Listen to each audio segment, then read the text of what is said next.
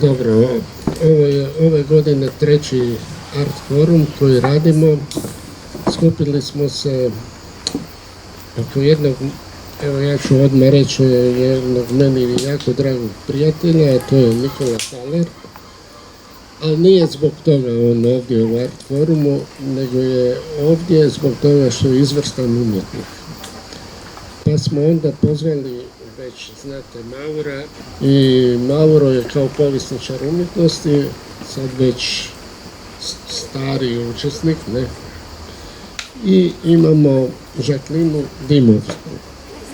Ja sam točno rekao, dobro. I sad imamo tri aspekta. Žaklina ima iskustvo iz ašrama po Indiji i Indoneziji, koliko sam shvatio. Nikola je nedavno se vratio iz Indonezije, tako, ne kao art nomad, ali otprilike to je bilo to istraživanje umjetničkog stvaranja u Indoneziji.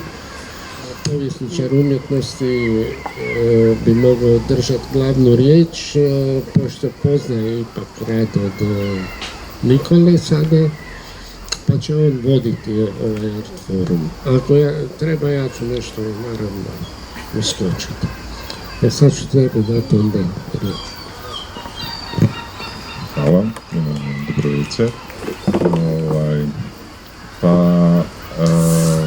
Ne znam koliko ste poznati sa konceptom land arta, koliko vam je to poznato, ali ja ću uvesti malo biti tu temu prije nego što dam glavnu riječ umjetniku. Uglavnom to je neki pravac koji se javlja sa postmodernom umjetnošću u 60. godinama, gdje u biti se umjetnik počinje sve više odvajati od artefakta. Dakle, nije toliko bitno samo umjetničko djelo, nego koncept koji leži iza toga. I u biti land artisti uzimaju tu paradigmu, taj koncept i ne vežu se više uz proizvod, zato jer taj proizvod nestaje s vremenom. A u ovom slučaju zapravo to su prirodni materijali koji nestaju u roku od nekoliko sata, kao što ćemo vidjeti, ili nekoliko godina. I dosta je zanimljivo jer postane sve više zastupljenje s obzirom da ima tu ekološku notu, ali isto jako političku notu, aktivističku notu, što danas je sve više u tijeku. Pa htio bi sad da Nikola biti nas uvede kako je započeo sa tim land artom, sa njegovim glavnim medijumom, što bi bilo slava. Pozdrav, dobro večer svima. Zadovoljstvo ovdje biti i zahvaljujem Maji na pozivu i suradnji. Pa ja sam u biti studirao kiparstvo, vratio se u rodni kraj, znači Slavoniju i Baranju. Tata je bio, jesam odrastao na selu, ali smo kao gradska obitelj, sam 2 godine odselili se u Baranju, kupili neko imanje. Ali je tata po povratku, znači imam završetu studija, kupio zemlju i krenio se baviti poljoprivredom u malo rećim gabaritima, a ja sam imao ideju za jednu manifestaciju, intervenciju na polju, znači žita, čitajući, radio sam tad na školi za primjenju umjetnosti dizajn, gdje sam predavao kiparske predmete. I sa učenicima smo istraživali razne kulture i tako običaje i našli smo u jednoj knjizi novopis da se izrađivala skulptura od slame i pruča na njivi u znak zahvalnosti za žetvene plodove. I meni je taj opis bio ono kao wow, tata ima njivu, žito, mogu bi ja tu nešto, i tako sam ja u ljeto gospodnje, znači 2006. osnovao sa nekog kolega sa škole i mojih učenika koji su tamo bili završili, znači maturirali, kiparsku koloniju slame. Znači, našli smo se na polju i izradili smo tu jednu veliku skulpturu i nekoliko manjih, koju smo onda svečano zapalili. U tom opisu zapravo, znači ti predkršćanski narodi su vjerovali da u plamteću skulpturu, znači ulazi božanska energija i na taj način ponovo vraća plodnost njivi. I meni se to jako svidjelo i bilo je jako i fotogenično. I taj sam doživljaj, znači, kiparstva, znači na otvorenom, na njivi, gdje je materijal slama zapravo ponikla. Znači, nakon žetve se slama balira, ona je u biti nus proizvod, tako, proizvodnje žita. I meni se to jako svidjelo, ja sam bio očaran i svi koji su došli i nekako obavezno ovo moram ponoviti, iduće godine ponovo. I u međuvremenu sam dobio nekoliko poziva iz susjednih sela da izradim, ne znam, za jedno selo pjetla, za drugo selo nekog konja i tako su krenule priče sa slavnatim skulpturama. A ja sam onda nakon druge godine shvatio zapravo da treba postaviti koncepciju i da trebaju osuvremeniti priču, da je naravno taj ishodište tog drevnog rituala da je odlično, ali zapravo da treba komunicirati sa aktualnim recentnim temama i tako sam postavljao svake godine neku drugu temu. Primjerice ove godine će slama Land Art Festival, 3. godinu smo ga preimenovali u Land Art Festival jer sam shvatio da je to možda bolje. Evo ovdje je plakat za 15. To je bilo prije 3 godine, znači ove godine slavimo 18. rođendan. I ovogodišnja tema je mir. Spaljivat ćemo veliku raketu, a ovdje je bila tema drvo života. Pa u biti da, evo mogu ja malo pričati. Pa evo, za početak zanima me koja je to tehnika, znači kako ti izrađuješ konkretno te skulpture od slame, što je to zapravo? Skulpture, znači ovdje, evo, ovo su baš ptice, one imaju željeznu varenu konstrukciju, klasični kiparski pristup, jel tako, konstrukcija, bitno, ako je dobro konstrukciju, onda ovaj drugi dio je lakši, veže se sa konopom, konopljivo predivo i slama se u nekoliko slojeva namata, tako da se izrađuju onda oblici koji mogu imati različiti volumen. Najveće skulpture, obično to središnja skulptura, mogu biti po nekoliko, oko 10 metara, mislim su bile najveće. Ovo je negdje 2,5-3 metra, 3,5. Ovo je baš na samom ulazu park prirode Kopački rit. Pa je listat ću o to malo.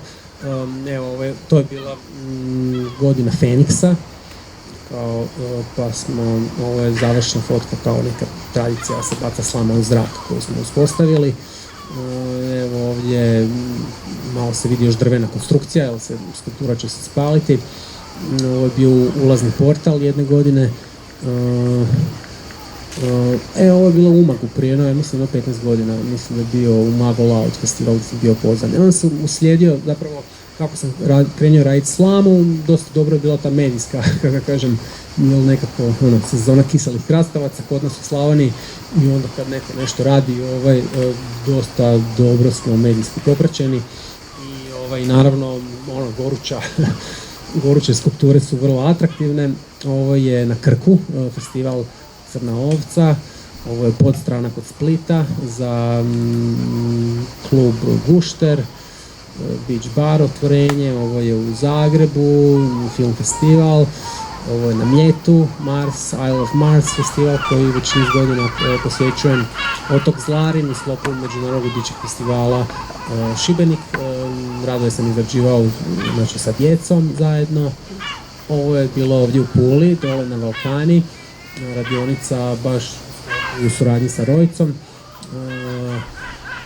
i gradskom radionicom. Ovo je neki mali format. Ovdje imamo rad DD, znači i Mair, jel tako, ona je radila jogu u kocki, skulpturu smo nosili na mol, pa tako da oni imaju, slavnate skulpture mogu postići tu neku monumentalnost, imaju taj sam materijal kako je tako natopljen sa suncem, ta slama ima neku magičnu, kako kažem, terapijsku dimenziju i mogu biti mobilne. Znači veliku strukturu od nekoliko metara može se napraviti u dan, dva i možete ju prenositi ili, kako kažem, okolo. Tako da imaju taj interaktivni moment. Evo, na primjer, ovo je Pićan, Legend Fest na kojem sam isto niz godina gostovao. Evo Morski konjic na Mljetu, Motovun, Hvar, Lavanda Fest, kombinacija slame, slavonske slame i lavande. Ovo su Baranjske puše, tu sam zapravo pola sela obrkao u slamu i radili smo ovog vraga. Lenonke, znači na Neretvi, Zen Opuzen festival, Konj za Vinkovce, Sveta Stošija u Zadru, Kale Larga festival, ovo je Zmaj, kad je tema bila 12. festival, tema je bila Zodijak, pa smo izrađivali horoskopske znake. Ovo je bio prvi Feniks u Vidu. Ovo je isto također spaljivanje Feniksa prošle godine na Mrežnici, na Magma festivalu. Ovo je Vojvodina Kikinda, znači mamuta sam izrađivao nekoliko puta. Ovo je tema bila jedinstvo, pa smo spaljivali Kalašnjikov prije niz godina kao najprodavaniju pušku svijeta. Sad se ponovo vraćamo malo toj ratnoj tematici, ali je aktualna. Evo jedan totem u Erdutu. Ovo su Zlatne dveri. Prošlogodišnja tema slama Lenar festivala je bila Zlatno doba. Ovo je skulptura bika za gradić Taurisano u Italiji. Još jedan put Kozjak. Lokrum, Zmaj, na radionici, znači gdje sam baš isto sa brodom, sjećam se, baš nosio slamu svaki dan, jednu balu slame preko na Lokrum, pa su me svaki put gledali onako šta tu slamu nosiš, što zaprljačeš na brod, nešto vamo tamo, pa na kraju su me ipak zavoljali i onda bilo je ok kad su vidjeli šta sam napravio. Ovo je, kad je bila korona, budući da to spaljivanje, krenuli smo sa tom pričom rituala i onda se zapravo svaki put kad je traženo neko zapravo spaljivanje na dnevnom redu, izradimo neki kao performans u kojem ja ovdje glumim ludog naučnika koji se igra sa tako malo virusima i onda mu ta bočica ispadne iz ruku i na kraju se virus proširi. Međunarodni dan džeza, ovo je u Beogradu, na Kalemegdanu, Beogradski manifest. Ovo je Legend Fest na Roškom slapu Krka, Mljet, Ogiran. Ovo je bilo posebno, tu kao ispaljivanje rakete, tu sam spavao na toj hridi 2 dana sa Mateom. Znači, jedan lokalni ribar nam je prevezao slamu u borove grane, pa smo tamo imali smo malo nešto vode, provijanta i onda smo izradili skulpturu. A ljudi su gledali zapravo sa jedno 500 metara sa obale, znači cijelo predstavu, pa je bilo malo zanimljivo sa tako udaljenom publikom, no tako, oni su vidjeli samo neke signale kao. Ovo je u Osijeku, još jedan performance. Ovo je fan art u Pontebi, iz koje sam zapravo upravo došao, gostujući po 3. puta na festivalu izrade skulptura od sjena. Također smo Dede i ja zajedno bili tamo prije 2 godine. Osijek, Beograd, Brankov most, Feniks, ovo je Italija, Vukovar, film festival. Ovdje nam je tema bila utopija, pa smo spaljivali dolar. I zanimljivo je to bilo na zemljištu tvrtke Belje i to je baš bila ta godina kad je Todorić propao, tako da evo ja malo sebi pripisujem tu, da. Croatia osiguranje, ne znam kako oni posluju, ali evo mislim da ide. Feniks, ovo je jedan zanimljiv festival sa malo psihodeličnom ekipom koji se održava u Deringaju, Gračacu, u Lici. Belgijska ekipa, Psytrance festival, Lost Theory, za njih sam 3 godine radio i palio, ovo je kao šestororuki majmun sa isplaženim jezikom, ali je ekipa bila onako dosta dobro pripremljena za performance. Ovo je Novi Sad na Dunavu, Baranja, evo ovo je malo festival u toku dok još nije sve finalno postavljeno, pored Varaždina, Pičan, Košti slap, tako sad tu ima. Evo, plutajuća skulptura, isto također na slapovima Krke. Ovo je u Medulinu bilo jedne godine, gdje sam radio skulpturu od borovih hitlica, malo manji format. A ovo je slaba u Lisinskom, Šimunovo, pa onda te prigode, jel tako, koje dobivam, znači, za Uskrs, za Božić, za razne neke druge svatove i tako. Djeca, to mi je super, znači, volim izrađivati skulpture i nekako baš na samom festivalu izrađujem to ciljeno za djecu, jer oni instinktivno prepoznaju tu neku kreativnu moć slame i dovoljno im je čak dati samo baul slame i razvezati, oni to razbacaju i igraju se, kako da kažem. I nevezano, bilo to djeca iz Slavonije ili djeca, kako da kažem, na moru, koja slamu možda nisu ni vidjela. Evo jedan performans sa kolegom Manom. Ovdje je Ivan Ladislav Galeta koji nas je 2 godine počastio svojom prisutnošću i predavanjima. Također neki veći formati. Ovo je malo kad se krenio priču geoglifa, da znači skulpture ne samo da postavljamo na njivi, nego da i ucrtavamo neke kružnice, što ćete kasnije. Po čemu je i Galeta stekao veliku pozornost. Dobro, da se vratimo malo na skulpture, čini se da je i Vatra isto počasni gost tvojih u biti performansa i u biti da je Vatra samo jedan od procesa u tvom stvaralaštvu, a ne kao nekakav kraj. Da li možeš dati nekakav komentar sad na taj pogled, možda duhovan, da li to označava nekakvu tranzitornost stvari, dakle da je sve prolazno, da li tu postoji taj neki moment destrukcije ili to zapravo ti interpretiraš nekako drugačije, to spaljivanje u biti nečeg što si radio, jer je slama poprilično topol medij, znači nešto što jako privlači sve i možda podsjeća s nečim prirodnim, ali Vatra je opet taj neki praiskonski moment, prapovijesni praktički, što je svima nama. Pa da li možeš dati neki komentar na korištenje Vatre? Da, pa nekako je priča da je ljudska civilizacija krenula sa korištenjem Vatre. Ja sam kao dijete imao isto malo neke momente gdje sam znao spaljivati neke stvari, pa su roditelji malo reagirali, tako da neku ruku znam sebe zapravo deklarirati kao piroman koji kontrolira recimo svoju obsesiju, pa sam našao način da spaljujem, da zato bivam plaćan, da od toga živim, što mi je bilo malo i teško, jer nekako sam, kako ću ja sad naplatiti, ja sam to nešto napravio, zapalio i sad to neka s vama, ali zapravo ljudi uživaju u Vatri i ona je bila zapravo tisućljećima, kao i sama slama, je bila sastavni dio ljudskog života. Znači, mi smo se od Vatre udaljili sa sustavima grijanja, sa,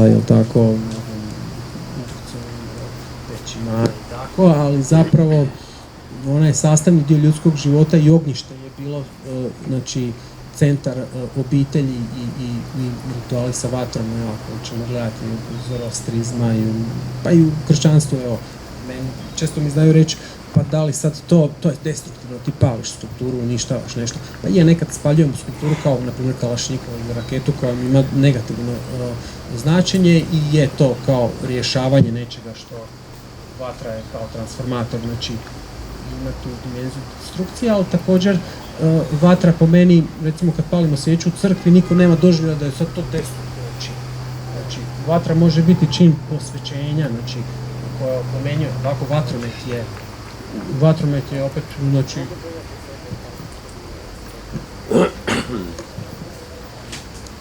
Uglavnom, pozvana sam da dam neki duhovni aspekt svega ovoga.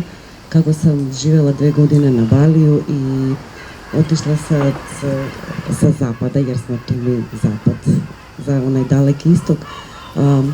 Ono što sam doživjela, a to mi je bio cilj, da doživim, ne samo da istražim i da naučim i da čitam, nego da doživim. Puno rituala su sa vatrom. I ono što im je glavni ritual na Baliju, jer imaju puno ceremonij u toku godine čini mi se da su hinduisti od 365 dana oni imaju 178 ceremonija. Znači svaki drugi dan imaju neko slavlje. I to i za rađanje, i za puno tih simbola.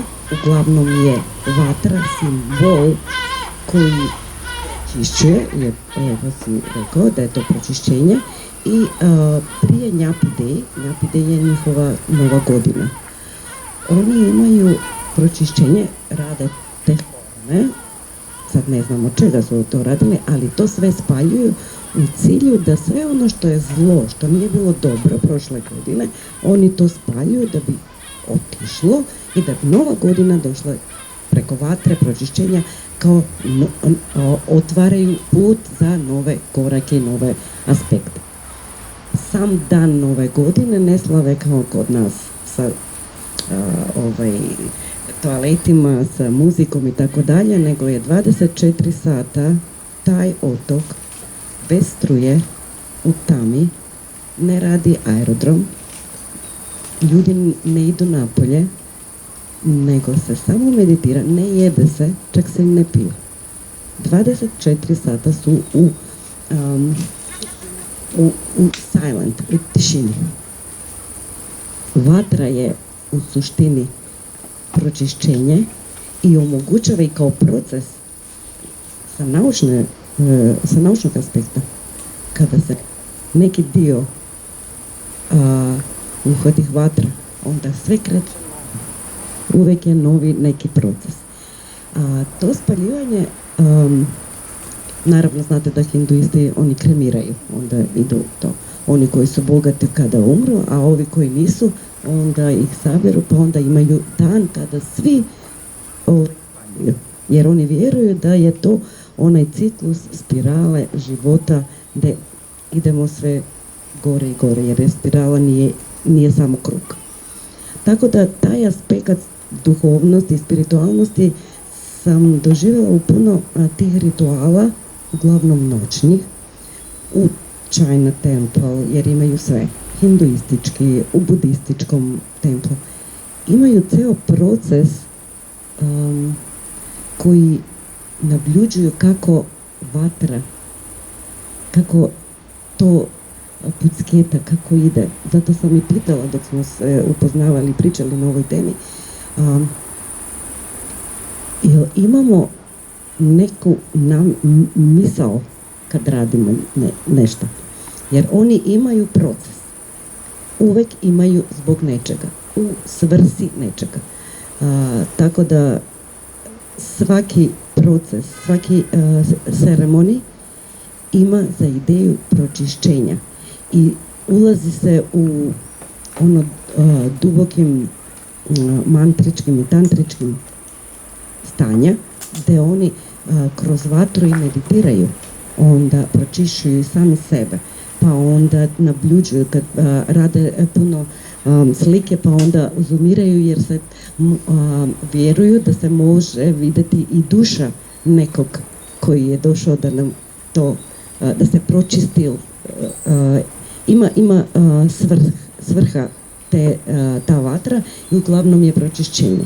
Meni je drago da je Nikola evo došao preko svog talenta, kiparstvo, i da radi to, i da je dotakao, to nije paganski, nego to su ljudi izvorno, to smo mi u biti povezani sa prirodom, u sinergiji sa svime oko nas. To nam je prirodan proces. I uglavnom vatra je jedan od 4 elemenata. To već znamo. I onaj peti koji spaja, to je ljubav. U suštini ono u čemu smo posvećeni, kako da to povežemo. Eto, uglavnom, to je moj uvid na svemu ovome što radiš i što sve. Vjerujem da ovo što on radi sa toliko energije i ljubavi, da je on pokrenuo festival, da radi toliko godina i živi od toga. Koja traje samo nekoliko sati. Eto, to je ta energija koja se podiže i ona frekvencija koja skuplja ljude okolo i pozivaju da se to. Eto, ovo je otprilike za sada. Da, i zanimljivo jer na Baliju to nazivaju obrada, ali mislim da Nikola će to nazvati performance, ako sam dobro skužio. Jer nije samo spaljivanje, nego i ti uđeš u nekako stanje, u neko drugačije stanje svijesti, makar to sad u umjetničkim krugovima naravno da će zvati performance. Da li nam možeš reći kako to izgleda?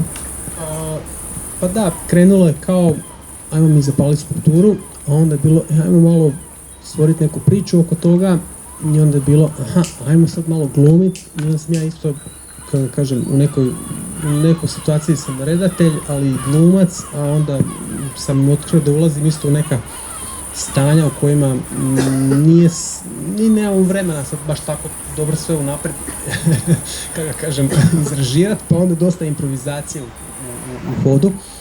A onda kad je čovjek u nekoj toj sferi improvizacije zapravo se događaju neki čudni momenti, tako da evo, na primjer ja mogu reći da ne mogu to točno opisati što se tu događa, ali uživam u tom trenutku kad palim strukturu i kad dođe, ne znam, da li ću sad nešto pričati, govoriti, vikati ili se valjati po zemlji ili ne znam, nešto izvoditi što bi bilo, ne znam, i efektno i za posjetitelje, ali i za mene osobno, jer ja uživam u tom trenutku kad vidim kako moje djelo nestaje. Ja vidim, pitam da ti nije žao, pa nije mi žao jer je to nekako vrhunac nekog... žao mi bude recimo možda sutra dan kad svi odu pa moram sam sve pospremiti. To mi možda više teže pada nego ovo kad je predstava i kad je show i kad vidimo tu veliku vatru i ljudi obožavaju zapravo vidjeti veliku vatru, to je onako, Vrulja bude nabrijana, ajde, kad ćete već jedan put krenuti s tim, kao, pa onda mi njih malo tako vučemo i tako da je, inspiracija su mi zapravo ova mnoga putovanja i zaista vatra u svakoj kulturi ima centralnu ulogu mnogim nekim obradima, ritualima, predstavama ili Ovo samo jedno pitanje, pošto očito si povezan sa prirodom, to je jasno, i daljnji tvoj razvoj je na neki način bio određen shvaćanjem godišnjih doba. Pa bi recimo volio nešto o tome da mi kažeš. Da, znači krenulo je sa slamom, ja sam nastavio i onda sam tražio što bi još mogao raditi.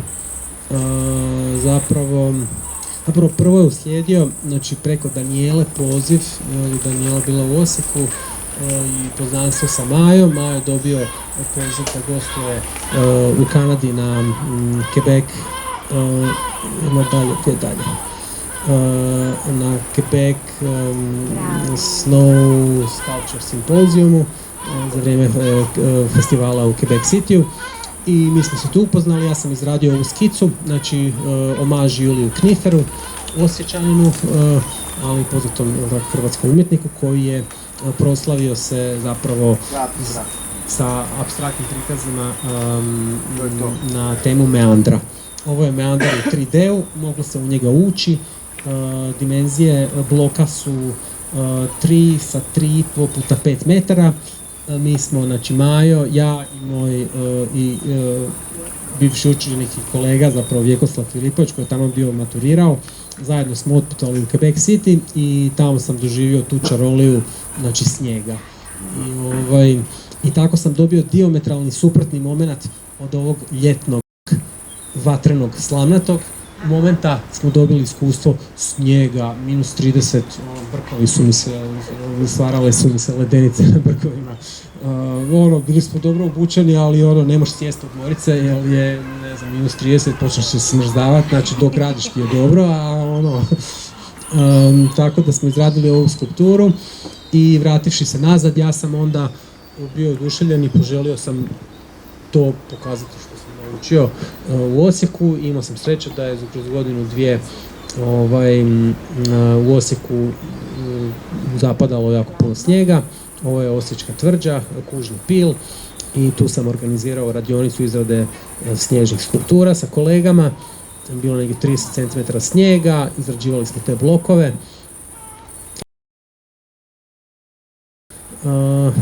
To je jedna druga godina, ovo je neki moj, ovo je također radi Vjekoslava, neki drugi umjetnici, također sam počeo raditi sa ledom, jer je led, iako je meni snijeg draži, ali led je na prednost što ga možete prefabricirati, tako, hladnjače, naročito santu leda, ona je određenih dimenzija i onda se ona radi, a nažalost sad zadnjih par godina nije bilo dovoljno snijega, a u pregovorima za ozbiljniji festival negdje na nekom brdu nismo još postigli, kako kažem, pozitivan, a ovo su ti radovi koji su nastali u Tvrči kroz nekoliko godina. Evo, to je to. I ovdje, sad, da nastavim, ovdje dolazi do ovaj novi aspekt, a to je da je, evo, igrom slučaja, ali to nije slučajno, Osijek, jel tako, dobio svoje ime po osjeci, znači po niskom vodostaju rijeke. Tu je bio most, Sulejma veličanstveni, ali još i Rimljani su ovdje izrađivali mostove. Znači, rijeka nosi segment, radi meandre i nanosi pličini. Kad je nizak vodostaj, dobivaju se ovi lijepi sprudovi i ja sam inspiriran, vidio sam to na internetu, neki kalifornijski umjetnik je radio velike crteže na pijesku i je rekao, pa imam te sprudove u Osijeku, ajde da probam i ja crtat na pijesku, i tako je krenulo ova priča crtanja na pijesku.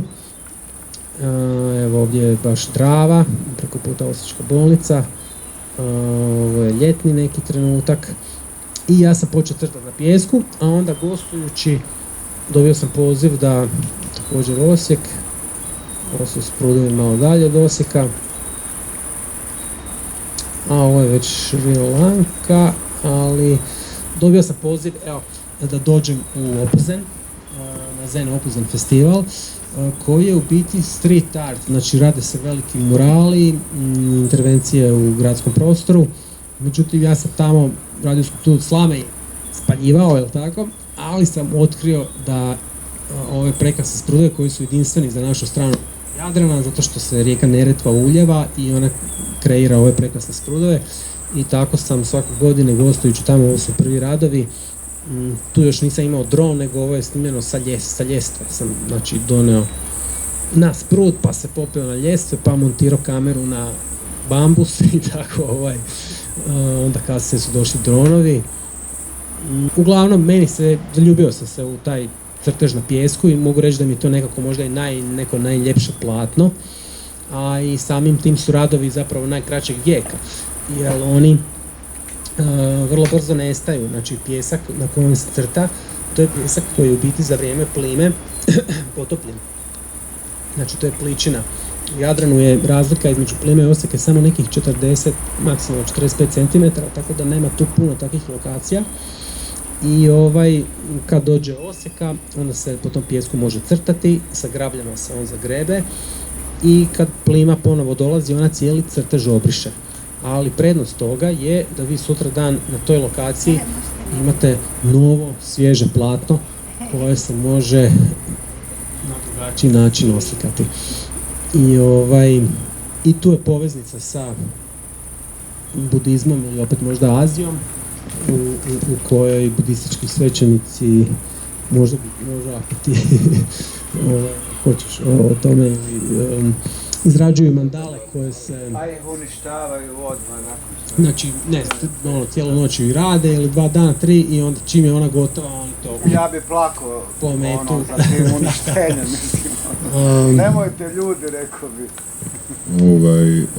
Dakle, koliko vidim, motiv je dosta slobodan i mogu razaznati da u početku si imao inspiraciju iz nekakve prapovijesne ornamentike, što možemo i vidjeti, mislim, i isto potječeš od dakle, od mjesta gdje je vučedolska kultura još prije Vinča postojala, a onda ovdje vidim da se sve više baviš nekakvim preciznim radom. Prije nego što možda krenemo na mandale, mene interesira tehnika, znači kako ti to radiš, s kojim alatom i kako dostižeš takve precizne forme, jer ovo ipak je jako dobra prostorna orijentacija, znači spacijalno onako jako dobro ti ide, pa ako možeš podijeliti? Pa u biti vrlo je jednostavno sad, ali malo slojevito. Znači, kao šestar na satima geometrije, znači uzme se jedan štapić, ode se u tlo, zatim špaga, jedan drugi štap i hoda se sa napetom špagom u krug. I dobije se krug od promjera, ne znam, 50-60 metara, može biti 2-3 do, znači ako se želi ravna linija, onda se, znači, između dvije točke povuče također napne špaga, povuče se ravna linija. I ja sam, u početku sam igrao čisto ornamentikom, a onda sam inspiriran sakralnom geometrijom, počeo raditi kružnice i to me nekako i dalje drži, jer mi je nekako krug ima neku tu magičnu dimenziju, predstavlja čovjeka, mikro-makro kozmos, ima ga svuda po svijetu, jel tako, u svim kulturama je korišten i onda ja u biti unutar tih gabarita improviziram, znači ove trokut, jel tako, i kružice sam iscrtao prethodno, a onda unutar njih ja krenem u neku kao jazz, flow, improvizaciju sa nekim oblicima koji onda se slobodno razvijaju, recimo. Evo, i interesira me isto ako možete vi sa vaše točke gledišta reći nešto o mandalama, možda objasniti nama laicima što su zapravo to. Uglavnom, mandale su nastale kao, vjerojatno znate, ja ću malo dalje, da je na istoku i to uglavnom u dijelom Indije, Indonezije, tog dela dalekog istoka, gdje je bilo najmanje distorzije na planeti Zemlji. Jer je puno tokom vremena, povjesničar istočno Veda kaže da je bilo dosta distorzije, ali u tom dijelu sveta je bilo najmanje distorzije. I tamo je ono downloadirano znanje, koje je znanje u biti u univerzumu, jer je u univerzumu sve kodirano, tačno proračunato, kao u matematici. Ove mandale su simetrija života, postojanja i cikličnog nastanka i nestanka. Tako da tamo su ostali kao koncept življenja u sinergiji i beskonačnosti. Beskonačnost, vječnost, to je ono što je univerzum, to je ono što je Bog, to je ono što je postojanje, to je ono što je božanstveno ili božansko. Tako da ja sam Nikola pitala kako kad radi te mandale, da li ima neku inspiraciju, neku ideju, šta hoće kao sa ovim formama od slame. Jer kada se rade mandale, uglavnom poručuje se ljubav, pročišćenje, postojanje, obnavljanje, imaju značenje sve te mandale. Ovo što je tebi došlo kao impuls, kao inicijaciju, ja mislim da je to sve blagoslovljeno, jer mi tu na zapadu, zašto sam rekla da je ono downloadirano staro znanje, jer je tamo najstarije znanje. A mi tu na zapadu smo kao samo za jednu generaciju, dvije, za 100 godina zaboravili kako izgleda zemlja i one elemente. Mi smo se odvojili od prirode. Ovo je sinergija ne samo sa prirodom, i lepo si to pomenuo, da mikro i makrokozmos. Mi smo u postojanoj sinergiji i cirkulaciji, u povratnoj sprezi sa univerzumom, sa elementima na zemljom, sa nama samima u interakciji u holističkom pristupu. Tako da mandale koriste za prenošenje dobroga, ljubavi, nježnosti, slobode, izražavanje, manifestacija. To je simbol ove mandale i također to je momentum, jer mandala u nijetu jednom sljedećem trenutku nije ista. Ona je u postojanom dviženju, promjene, tako da mandala označuje to i baš mi je drago da si u svom kreativnom opusu došao do tog trenutka da pokažeš i da nam pokaže momentum, jer to i zaista nestaje nakon nekog vremena, nekoliko sati.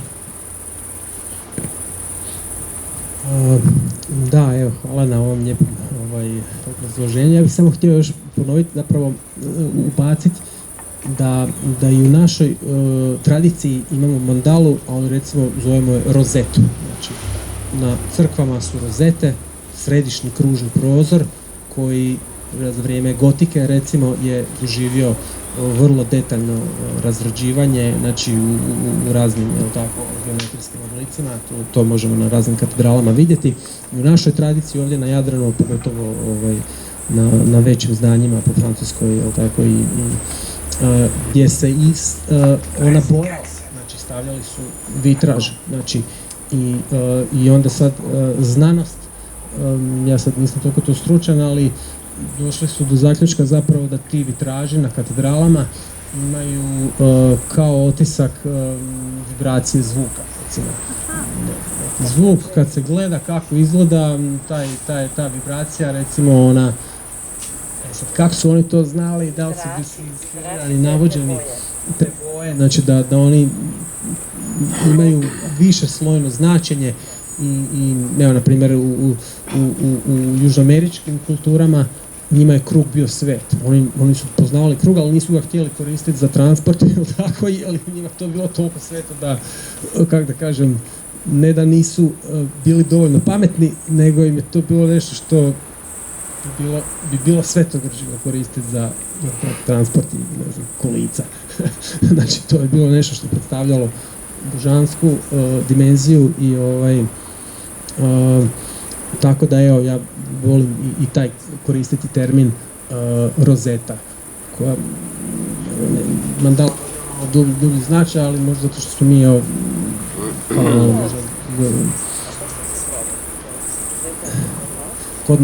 u našoj tradiciji. U biti je to, krug koji predstavlja, evo, može se reći, Božje oko, harmoniju čovjeka i prirode, jako je više slojno. I ja kad iznova gledam radove se iznenađujem i uvijek vidim neke nove aspekte. Šta bi sad to moglo biti, zašto sam napravio ovo ovdje, jel to znači to ili to, jer nemam točnu predstavu u glavi kako će izgledati, nego tek kad ju napravim, kad dignem dron, ja zapravo vidim šta sam napravio i što je ispalo. To mi je taj neki moment koji mi se jako sviđa, što imam osjećaj da radim nešto što je veće kao od moje neke svijesti. Znači, imam ja u glavi neku rudimentarnu misao, ali kako će ono točno izgledati, to se nekako u hodu razvija, a ja ne znam još kako to izgleda svjesno. Tako, pa mi je taj moment tako posebno drag na ovim crtežima u pijesku.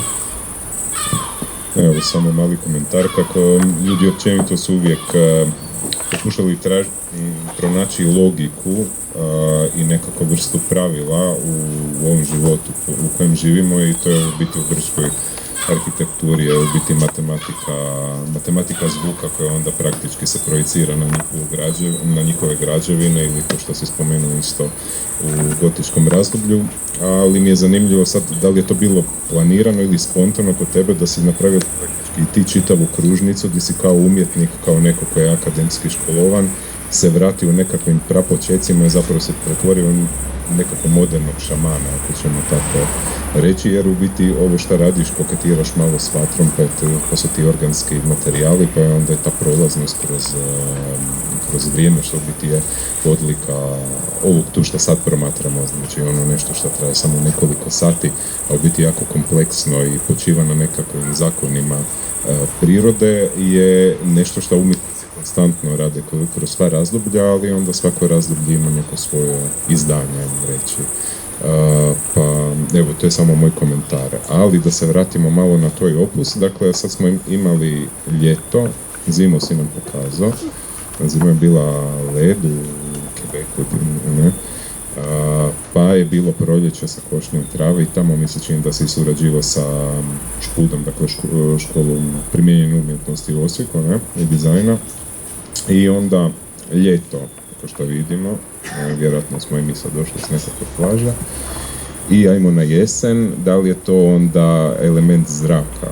Evo, vidim da je to dosta lagan materijal koji isto nestaje kroz vrijeme, pa da li nam možeš dati komentar na to? Da, znači ovaj četvrti segment, četvrigodišnja doba, koji se odnosi na jesen, je bio inspiriran, potaknuti zapravo japanskim zen vrtovima. Japanci u svojim vrtovima imaju poseban također odnos sa prirodom i oni su skupljali kamenje, velike stijene koje su dovlačili u te vrtove i posebno bi ih stavljali na određena mjesta, a onda oko njih su rasprostranjali šljunak i taj šljunak bi se s vremena na vrijeme na različite načine grabljao i po meni bi odražavao, to je sad moj doživljaj, kao neko energetsko zračenje tog kamena ili kao neku. I ja sam onako, wow, to mi se super sviđa, ajde mogu bih ja jesen isto nešto raditi sa lišćem i tako sam s tim grabljama koje mi ljeti služe za grabljanje pijeska, otišao u osječke prekrasne parkove i počeo grabljati lišće i evo ovo su sad neki od tih radova, znači prekrasne boje, to lišće lijepo šuška, vjetar kad zapuše pomrsi radove ili kad novi listovi nadopadaju, tako da isto nisu dugog vijeka, ali ako se to lijepo zabilježi, ta neka iskra može se Našice, ja sam gostovao sa projektom Osijek, Našice također. I ono što mi je drago, radovi se mogu ishodavati. Znači imaju taj neki moment da djeca se znaju zatrčati i onda oni tu trče u krugovima, ishodavaju i pa postaju kao neki mali točkići u radu. Znači.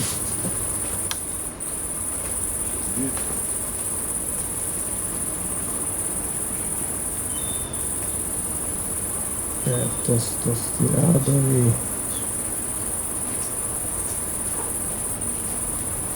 Wow. Te boje, meni su prekrasne boje i volim zaista jesen. S tim da moram reći da listopad više nije listopad. Sad je to uglavnom studeni. Još uglavnom za vrijeme listopada ne opada lišće. Malo nam se pomiče taj drevni nazivnik. Evo jedan prekrasan ginko kod dvorca u Valpovu. I također onda na samom otvorenju, ja to nemam tu baš tako prikazano, ali uglavnom gostuju umjetnici, drugi plesači koji onda ne znam, ili glazbenici koji održe neku kratku. Je također Kiril zapravo, to je violini, svirao Vivaldija. I da, evo to bi bilo to. 4-godišnja doba. Također si bio na putu u Peru u sklopu jednog projekta. Da li si produbio neka svoja saznanja, da li si od tamo dobio još inspiracije ili se desi nekakva promjena u viđenju na umjetnosti, u karijeri? Da li nam možeš nešto reći? Da, pa rekao bih da zapravo za umjetnika je taj renesansni moment vrlo bitan, znači putovanje, i mene je to, znači pred samo upis studija sam otputovao na Filipine, u Indoneziju, sam boravio 6 mjeseci, a onda niz godina kasnije, putujući ovdje malo po Europi, se ponovo nekako su se zvijezde poklopile, zahvaljujući još jednom Puležaninu, da. To je Matej Šimunić, koji je moj prijatelj i kolega, svestran, svestrano ljudsko biće, tata je postao isto sada. On je došao na ideju, prvo je krenuo putovati po svijetu, pa je onda se vratio i rekao, super mi je bilo, ali nekako ste mi falili vi kao moji prijatelji, pa da mi nešto zajedno radimo. I onda je rekao, on bi htio napraviti jedan projekt, i osmislio je priču koju sam ja odmah rekao, wow, to je stvarno genijalno, znači Art Nomad je nazvao projekt. i smisao i koncept je bio zapravo da povede nas nekoliko u Peru, gdje je 2 navrata on već boravio po mislim, 1,5 godinu dana, najviše kod Shipibo indijanaca u Amazoni. I htio je da nas povede tamo i da mi zapravo u kontaktu sa domorodcima, sa tom kulturom inspirirani stvaramo, tako i da ne boravimo samo na jednom mjestu, nego da putujemo po Peru i da vodu zapravo kreiramo. I pitao me da bi htio ja sudjelovati, ja sam naravno rekao da sam počašćen i da želim. Bili smo 72 dana. Pored mene bila je Valentina Grubačević, moja kolegica grafičarka iz Osijeka, i Igor Popović, također Puležanin, fotograf, možda ga neki od vas znate. On je i čuveni podvodni fotograf, tako da smo otputovali u Peru, bili smo u džungli, bili smo u Andama i onda u pustinji u oazi. I da li su, da vidim gdje su neki radovi. Evo ga, ovo je zapravo uvodna fotografija podvodna sa Igorom pred samo putovanje u Peru, gdje sam izradio skulpturu od slame i potopili negdje, mislim, kod zlatnih stijena neka uvala. I ja sam ovdje imao i čast da budem i fotomodel sa svojim radom.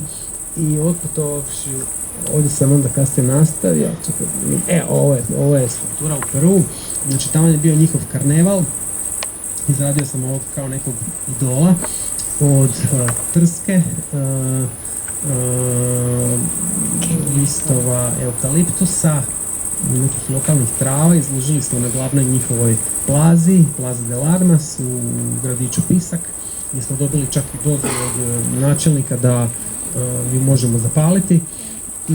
A ono što je bilo zanimljivo da su nas domaći, budući da smo hodali, paradirali sa tom skulpturom, a oni se tamo poljevaju sa vodom. To je kao neki ritual plodnosti, znači i šale se, dečki poljevaju djevojke dečke i tako, međusobno se oni špricaju, ali ne špricaju turiste, jel ipak je to onak malo, kako kažem sad. Međutim, kad smo mi počeli ovdje nositi ovu skulpturu, oni su jednostavno shvatili da smo mi dio toga i nismo mogli se braniti, obično smo nosili skulpturu, tako da smo bili mokri. Ovo je jedan rad u džungli sa Shipibo indijancima, djecom koja su donele, počeli su brati svijeće, ja sam napravio mali idol. U idolu se štuje, oni su spojili, budući su poprimili kršćanstvo, ali i dalje štuju Pačamamu, pa je njima zapravo majka zemlja i dali nekako uz Mariju, Bogorodicu, znači nekako se to prepliče, što je zapravo i meni isto drago, ja nekako isto vidim, kako kažem, u svom nekom doživljaju da je uglavnom u tim svim starim kulturama, čak i u Peru, za kojim sam imala isto kontakt u Japanu, ali Pača je majka zemlja i plodnica. Ona je plodna. I na Baliju uopće nije strano jer je otac univerzum. Svemir je univerzum. I on daje to sjeme da se na planeti Zemlji, na Pačamama, na majka zemlja, sve to, ona je plodna, raste sve, svako sjeme. I to je metaforički i kod ljude i svugde ta fora. I to ja mislim da je univerzalno znanje, da je to univerzumsko znanje. Nema, mislim, gde, samo smo mi tu gde su kao u Evropi, jer su bile kako sam pomenula, veće distorzije, pa je to znanje nekako isparilo, nismo ga zadržali kao što je to zadržano na latinoameričkom i na kontinentima daleke Azije. Tako da to je svugde, čak mogu da kažem da je na Baliju jako prisutan ceremoni, da prodaju se penisi koji se stavljaju na majku zemlju. Mislim, to je prirodni proces plodnosti.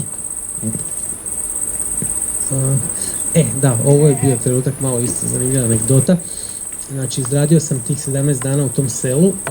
Ja sam htio njima pokazati nešto što ja radim tako profesionalno, a to je izrađujem skulpture od organskog materijala, recimo slame i spaljujem ih, pa sam pokušao, budući je bilo kišno doba, pronaći suhi organski materijal i jedino što sam pronašao su bili listovi banane. Jel? Znači, list banane kad se osuši on ne padne dole, nego visi onako sa drveta, tako.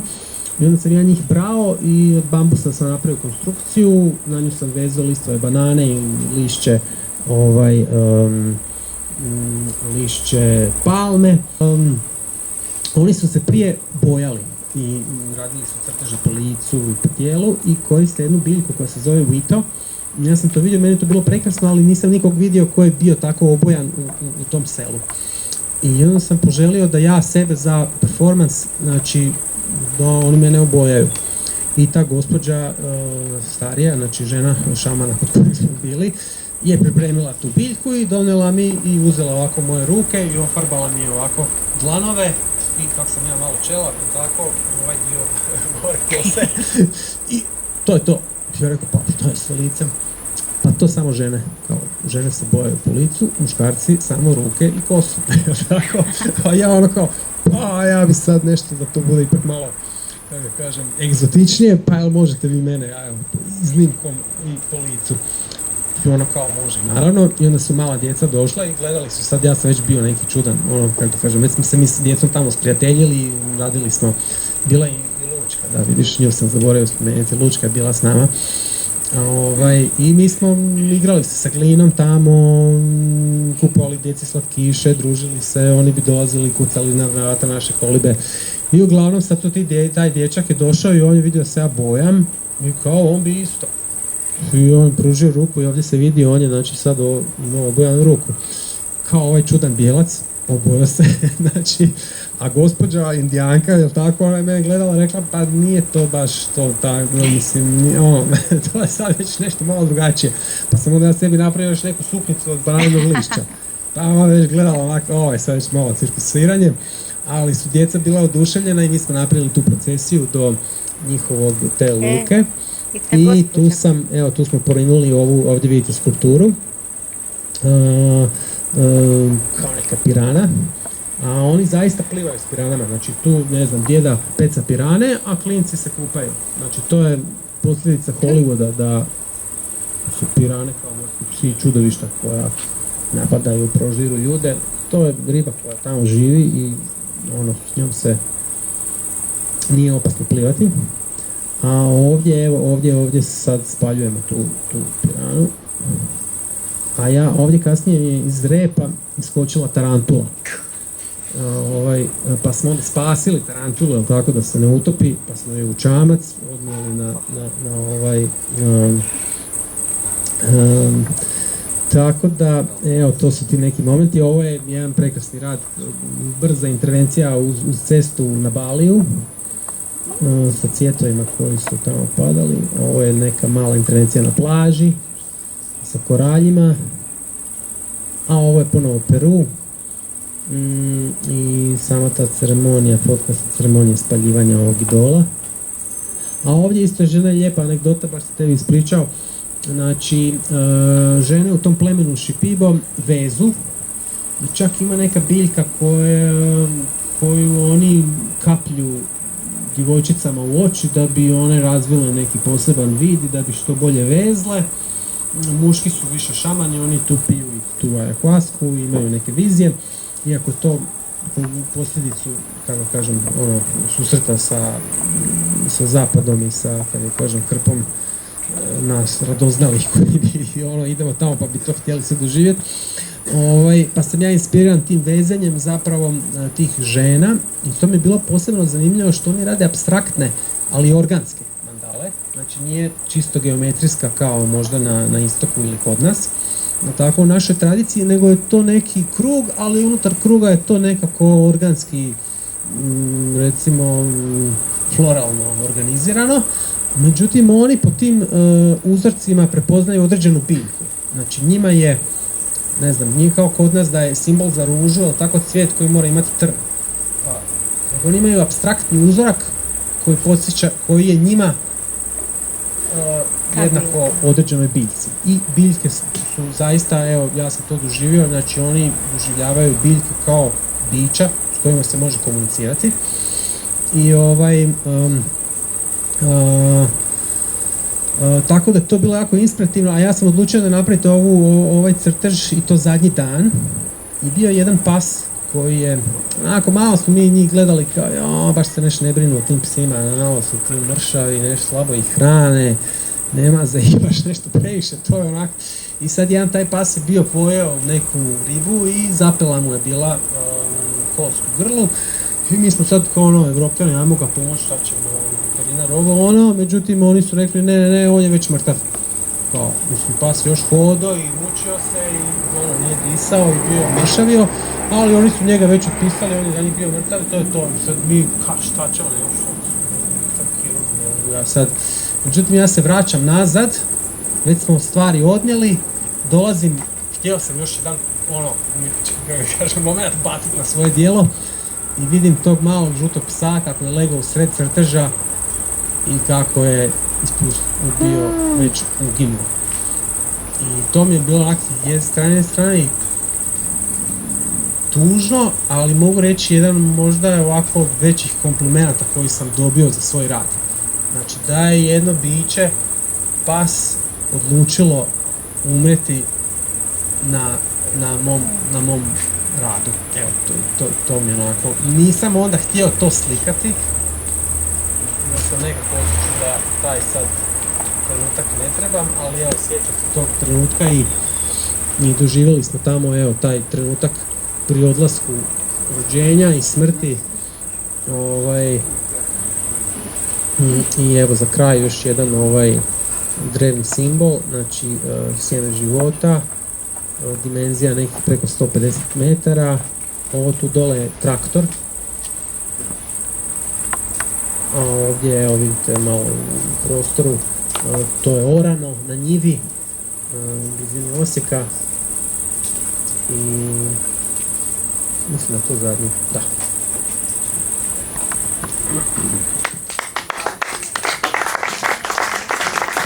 Nadam se da vam je bilo zanimljivo vidjeti ovakav opus.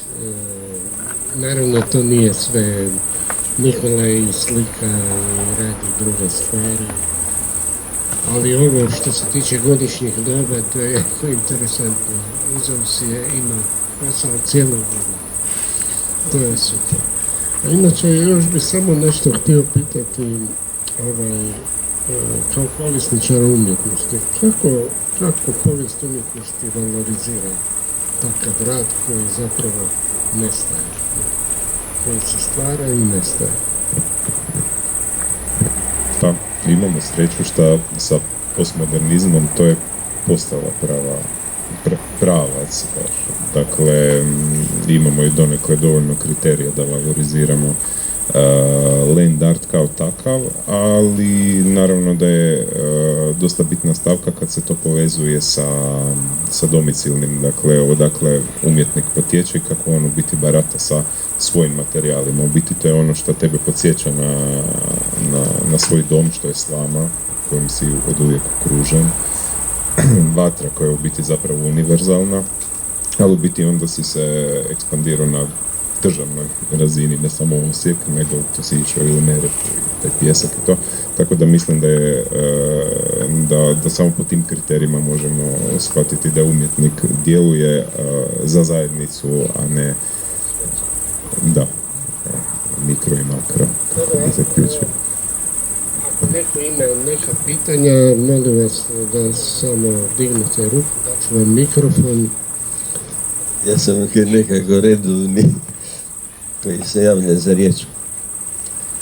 Ovako, vrlo impresivno,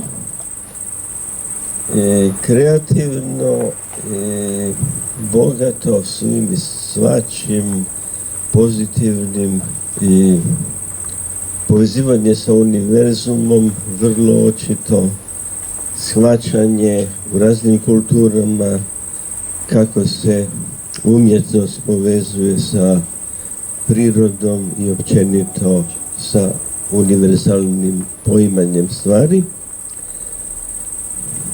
I impresioniran sam više s ovim prvim dijelom nego ovim drugim, zbog toga jer u njemu vidim, znači, vatru i spaljivanje, a s druge strane, znači, taj postmodernistički element da je umjetnost više proces nego samo djelo, ne?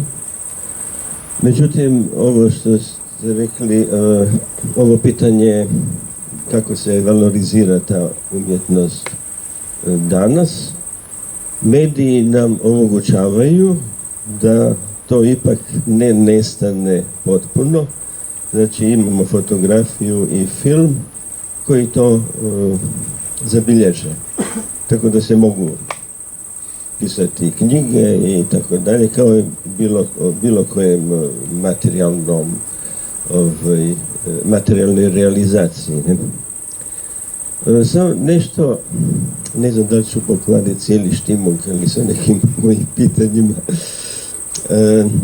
Nekoliko puta sam čuo da riječ kršćanstvo i tako dalje. Meni, po mom razmišljanju, mislim, paljenje svijeća postoji i tako dalje, ali čini mi se da vatra u tom cijelom procesu i svim njihovim ritualima u kršćanstvu nema veliki značaj. Ne? Što bi, recimo ako znamo povijest i kršćanstvo i tako dalje, znamo da su i oni isto palili, ali bilo je to ono crno doba srednjeg vijeka kad su palili vještice i to. Giordana Bruno. To je trajalo, znanstvenike i tako dalje. I to je trajalo nekih 300 godina je to bilo prakticirano. I više je to bilo, ne znam, imao to negativnu konotaciju. Znači, spaliti znači uništiti. A ovdje, u ovome što ste vi prezentirali, mi se čini da je spaljivanje temelj ponovnog građanja, znači ipak jedan životni proces, ne uništavanje i izazivanje smrti nečega, ne. A u povijesti znamo da spaljivanje mrtvih u Indiji i tako dalje je jedan čin koji upravo želi pokazati da, znači, ponovno će se roditi iz tog plamena nešto novo je to. Eto, to me samo spominjanje kršćanstva i tih rituala koji bih ja rekao, ovo što ste rekli vi, u Europi to su bili ti poganski rituali i opet su imali isto slično kao poruku, kao u Indiji i kao bilo gdje drugdje, dok kršćanstvo ne bih ja. Pardon. Vezam se samo da su kršćanska vjerovanja i neki određeni rituali nadovezani na paganske, ali naravno kroz njihov moral, dogmu, postulate i tako dalje što su oni već zamislili. Znači oni su isto spaljivali da čiste ono što su oni smatrali da nije vrijedno, ne? Daj meni, Debata je krenula. Čestitam zaista svestrani kipar, da sam kipar, išao bi na sve to i ne znam da li bi mi uspjelo, zaista predivno, univerzalno, svestrano, hrabro, originalno. Pa je, vatra je u stvari, da nije bilo vatre ne bi bilo homo sapiensa, mislim, nema tu te nove Abrahamove religije, apsolutno sam na strani ovog što je rekao Vulin, ne samo kršćanstva, nego 3 Abrahamove religije, zvane islam, zvane kršćanstvo, zvana judeizam Ja to ne bi baš, ne bi stavljao kao nekakvo išta zaslužne za fenomene kao što su recimo umjetnost, pa recimo i matematika. Naime, matematika je, a vidim da se kosi veoma umjetno sa matematikom, matematika je potpuno neovisna od svih društveno-prirodnih znanosti. Ako ćete istraživati, a ja jesam, biologija, kemija, fizika, pa onda oni ne mogu bez filozofije uopće da bi mogli uopće objasniti šta je to i je li to uopće nešto, ali matematika je potpuno sama za sebe. Ona dozvoljava samo da se otkrije, bez ikakvih eksperimenata. Ona je tu oduvijek, nema nikakvih eksperimenata za razliku od svih društveno-prirodnih znanosti. A umjetnost dozvoljava zaista najveće kreativnosti od svih tih također društveno-prirodnih znanosti, a kultura je naime sve. Mikrofon drži ga pored. Kultura je i sport, kultura je i sve religije, ali nije umjetnost. Umjetnost je fenomen i presedan u civilizaciji koja nas sa znanošću, naravno sa znanošću može spasiti od pogibije u kojoj smo ušli neoprezno, naravno zbog, pa ja mogu reći da je ta znanost, ta umjetnost, pa može i dobre te kulture koje je gospođa spominjala, i naravno najnoviji fenomen koji treba braniti civilizaciju i sami planet sa biljkama i životinjama je ekologija. A religije, kao što znamo, ne haju za ekologiju, pa je recimo Islam imao u 10. stoljeću tek znanstvenike i samo je to dozvolio i ovo sve što se dešava da zaštiti planet Zemlju uopće ne dozvoljava, ne da ne dozvoljava, nego brutalno ismijavaju, ne mogu nigdje pustiti jednog ozbiljnog znanstvenika da održi na svojim sveučilištama, a učili smo od njih u 10. stoljeću. Ja potječem naime iz muslimanske te bosanske, nisam religiozan nikad bio, Bošnjak sam po toj porijeklu, ali nisam musliman, pa me brat pita, sad sam bio u Bosni, pa kako ti nisi musliman, kako ću biti musliman, kad ja govorim, kad prije svega najmanje što volim je Abrahamove religije, zato što su napravili mnogo štete i danas rade mnogo štete i za umjetnost i za znanost. Pa bih volio, da, upravo što je Gulin rekao, znači uništi se, kako se osjećaš nakon što uništiš, evo odmah ću bolno, što uništiš svoje eksponate i svoju divnu umjetnost, ali naravno to zabilježi kamera i naravno da je to onda multimedijalna umjetnost, ali kako se osjećaš, kako si krenuo u to, s obzirom da umjetnost jako zorno i dobro kroz povijest nam otkriva duhovan i materijalan svijet bez kojeg mi to smo, ne možemo ni bez materije, ni bez duha.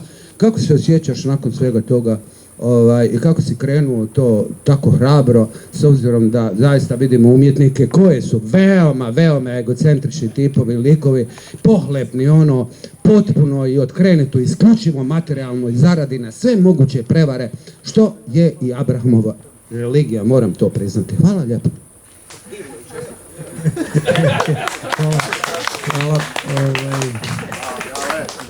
Hvala. Ja se nadam da nisam bio. Pa ja se lijepo osjećam kad evo, svoje skulpture palim, lijepo se osjećam kad ih more briše, lijepo se osjećam kad ovo polje ponovo preoru pa nešto zasade.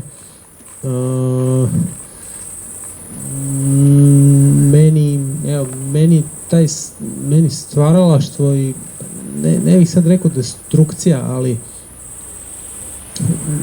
pa ne znam, imamo sad, evo, da ne bude sad da napadamo kršćanstvo, ja volim jako Isusa i kako da kažem, i inspiraciju pokušam pronaći u svemu, ali imam neku svoju interpretaciju, pa sad nekom to možda malo, ne želim nikog uvrijediti, ali dozvoljavam si kao umjetnik, evo, tu slobodu da sve što je na planeti, znači gdje god otputujem, pa tako i ovdje, mogu reći, to je moje.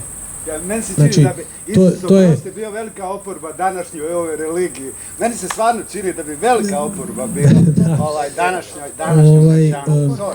Tako da ja volim uzeti, znači, od svakoga po nešto i dajem si to za pravo da, evo, kako da kažem, se s time igram i da to vidim kao dio sebe. A sad da li će neko možda mene smatrati da sam ja odbjegla ovca ili jesam ili sam negdje, imao sam, moram priznati, evo, mislim sad smiješno zvuči, ali imao sam par puta susreta gdje su me prozivali da nešto radim što nije u redu i uglavnom bilo mi je to više smiješno nego tragično, jer nekako uvijek u svom radu, pogotovo što sam se usmjerio ka prirodi i mogu reći da je, evo, naravno i moje dugogodišnje ustrajanje u radu i u savršavanju, ali i u samom odabiru zapravo tog smjera i možda u uspjehu da je zapravo to što kao ljudi trebamo u ovom dobu tu poveznicu sa prirodom, ja mislim da smo negdje na nekoj točci došli, pa evo atomsko naoružanje, pa ne znam, umjetna inteligencija, pa virusi, pandemije, znači zaista mi negdje pilimo tu granu na kojoj sjedimo i ako se ne lijepo, kako da kažem, ne sa nakrcanim stvarima ne uskladimo sa prirodom, a ja smatram da čovjek u prirodi treba biti kreativan. Znači, ja volim Hrvatsku, evo, moju domovinu, jer ima toliko je raznolika i toliko je prekrasna priroda. Samo država zna biti bruta. Da, ali imamo te nacionalne parkove, ali ja se, na primjer, zalažem da čovjek u nacionalnom parku ne bi trebao biti isključivo sveden na posjetitelja i neko ko će malo slikati i prošetati se, nego zapravo da je čovjek najsretniji, i to mi, evo, moje iskustvo na slami i na svim ovim radionicama i na putovanjima potvrđuje da je čovjek najsretniji kad može biti kreativan. A kad može biti kreativan u skladu s prirodom, bez da sad nešto radi što će biti na teret. A ako je to prolazno, onda ne nagomilavaš nešto. Ok, ja sam skupljam tako digitalne sličice mojih radova, ali recimo puštam da to vjetar zanese, da... Ostane li išta ti skulptura? Ostane, i još jedna misao mi je došla koju bih volio podijeliti sa vama. Da kroz ovaj projekt 4-godišnja doba sam shvatio, pa možda ja radim sa istim elementima zapravo cijelo vrijeme, jer zimi padne snijeg, to je voda. Onda taj snijeg nabijemo, napravimo skulpturu, taj snijeg se otopi i onda on napoji travu, izraste trava. Onda ja dođem, kosim tu travu, jel tako? Pa onda ta trava se osuši pa bude gnojivo za novu travu, ili je sjeno slama, jel tako, pa se zapali, pa nešto ode u zrak, nešto opet bude u zemlji. I ja sam došao na tu ideju, pa čekaj, možda cijelo vrijeme sa istom tom nekom glinom koja mi kroz ruke izmiče se igram, a u biti to je, evo, i, kako da kažem, i je poruka, ja mislim, većine, da se treba igrati, treba poštivati, voljeti, i kako on Isus kaže, ne gradi, jel tako, kuću na mostu, tako nešto, nešto tako ide. Znači da ovaj život trebamo poštivati, uživati i gledati da, evo, ja sad kak sam postao tata, htio bih da moja kćerka odraste u još ljepšoj zemlji gdje ljudi žive još više u skladu s prirodom, poštuju, vole tu prirodu, i ja vjerujem da evo, sad možda sam tu isključiv, ali ja vjerujem da čovječanstvo nema budućnost u svemiru ukoliko uništi zemlju. Znači, neće nas pustiti da mi dalje letimo nešto ako ovaj planet isprčkamo. Znači, možete ići dalje ako ćete ovo poštivati, lijepo vrt od ovog njegovati, biti baštinici, i tu ulogu svi nosimo, i ja vjerujem da je to i razlog zašto je sve više se ovakva priča i umjetnosti, i ne samo umjetnosti, nego svi to nekako prepoznajemo da je to bitno, bez obzira što živimo u maloj zemlji koja nije toliko devastirala svoj krajolik, jel tako, i nema nas toliko puno i nismo baš predvodnici u, ne znam, u industriji i tako, ali osjećamo tu povezanost da je to nešto što je na dnevnom redu globalno i da smo svi odgovorni svako u svom. Bio to sad pekar koji će, ne znam, praviti kruh s aditivom ili bez, ili ja koji ću crtati u pijesku ili neko ko će, ne znam, znači svako može svoj doprinos dati i imati tu, evo, i najsretniji smo u prirodi. Pa evo, zašto ljudi idu na more? Pa idu na more, evo, kad dođeš, skočiš u to more, pa to te... Lijepo je biti zdrav. A zdravlja po meni nema bez harmoničnog, zdravog, skladnog odnosa sa sobom i sa prirodom koja nas okružuje. Hvala Nikola. I hvala ti što dijeliš to sa drugima, što